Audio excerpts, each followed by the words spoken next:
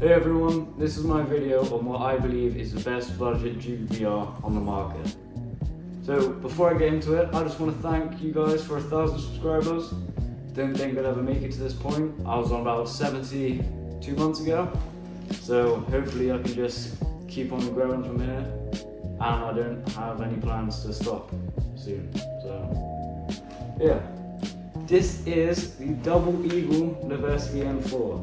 I bought it from Patrol Base for £330, but I know that they've recently increased it to I think about 370, 380, something like that. So about 50 quid increase. Overall, even with all of the upgrades and attachments on here, I think this build will be about 550 and about 650 with mags. So overall, still cheaper than some MWSs, like stock, with no upgrades, no nothing, no attachments.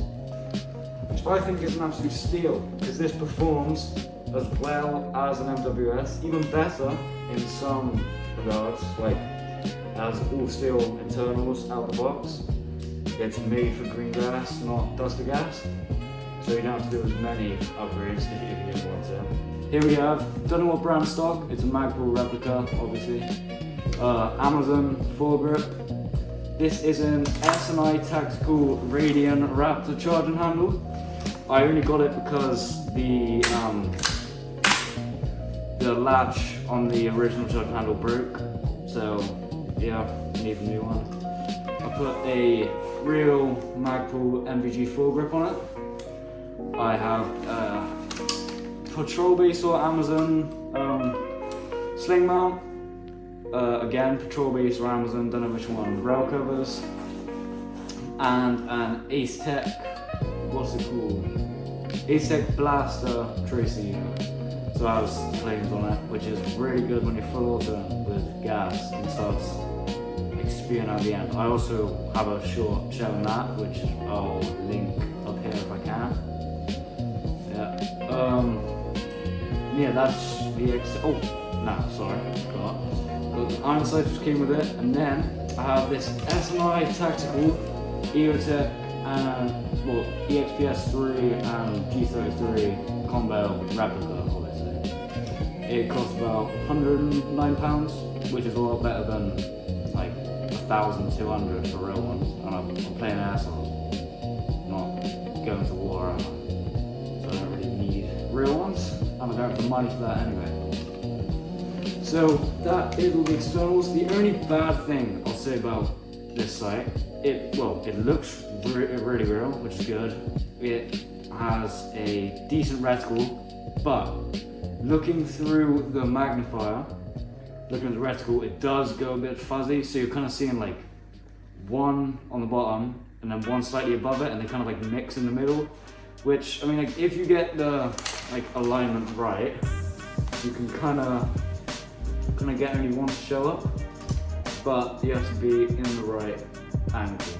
You have to be right for that to work. But yeah, it's not bad. And it has the quick detach like levers, which I really like, so I don't have to screw it on, screw it off. And yeah, that's the externals. And then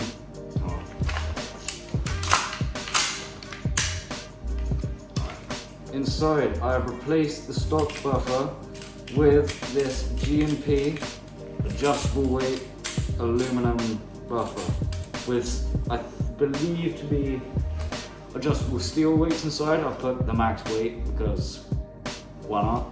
It's fun with a bit more recoil. That's the point of GBBRs, I guess.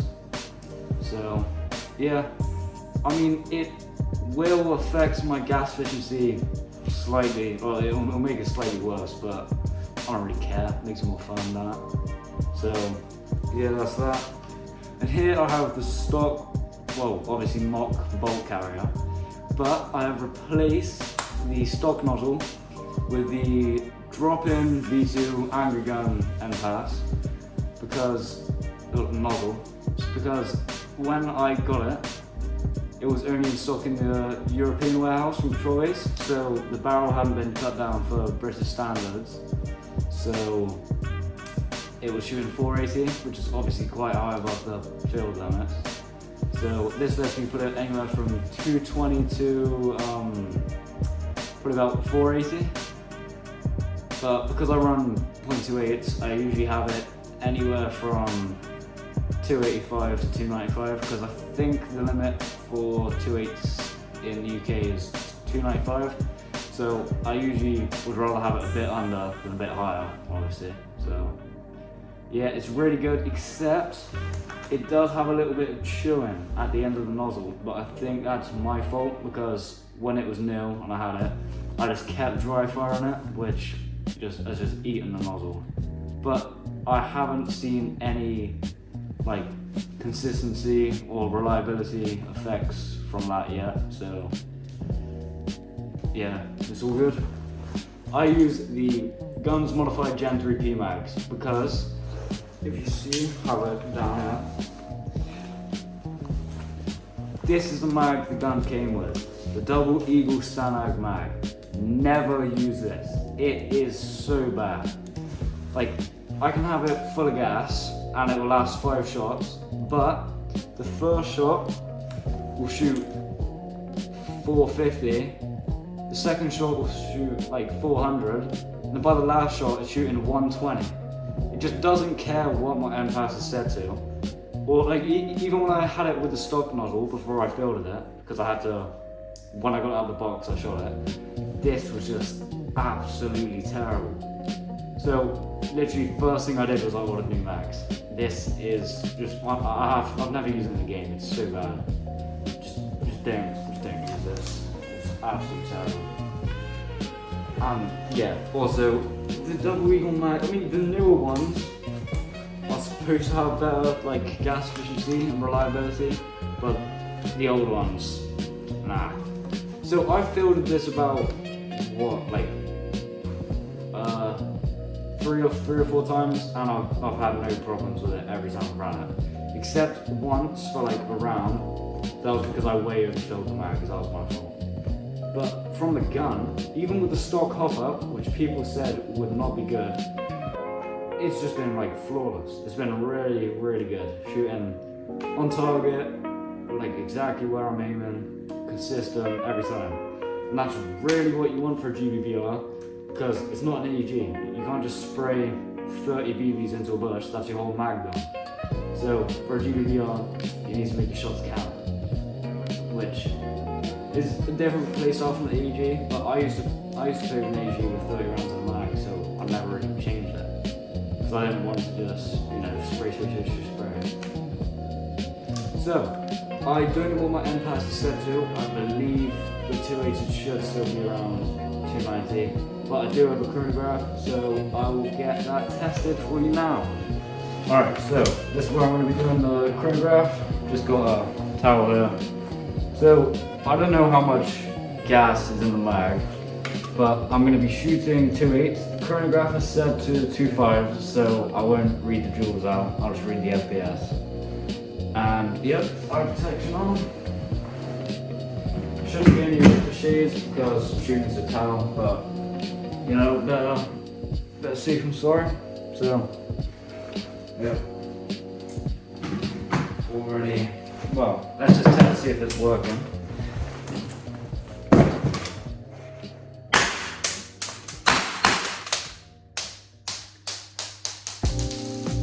Seems to be working pretty well. Let's see what we're shooting. I'm expecting, well, I don't know what I've set the amp pass to, but I'm expecting about, what's it called?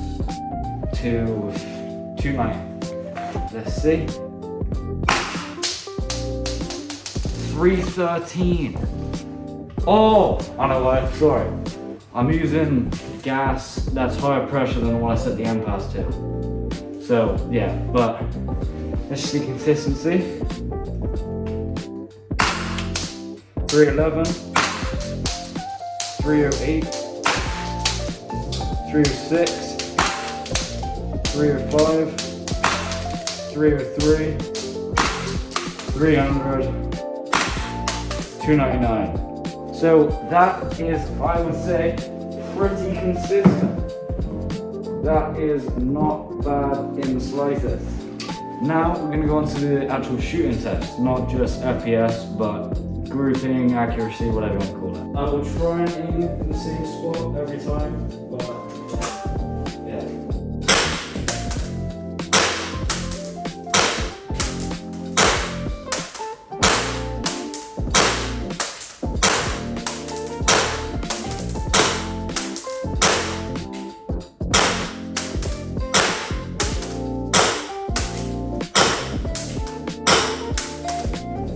That is mag out.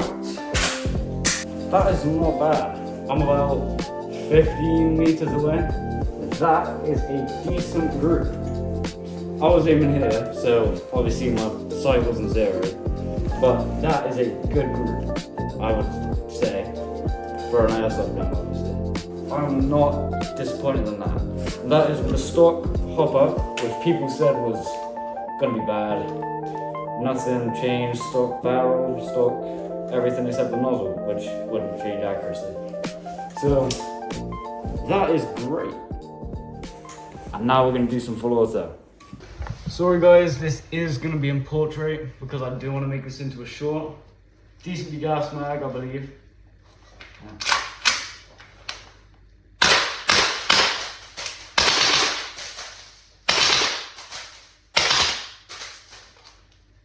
Something's wrong with that. I think the mag might have been slightly overgassed there. So I am try that again. I'll just purge a bit of the gas to see if that makes a difference.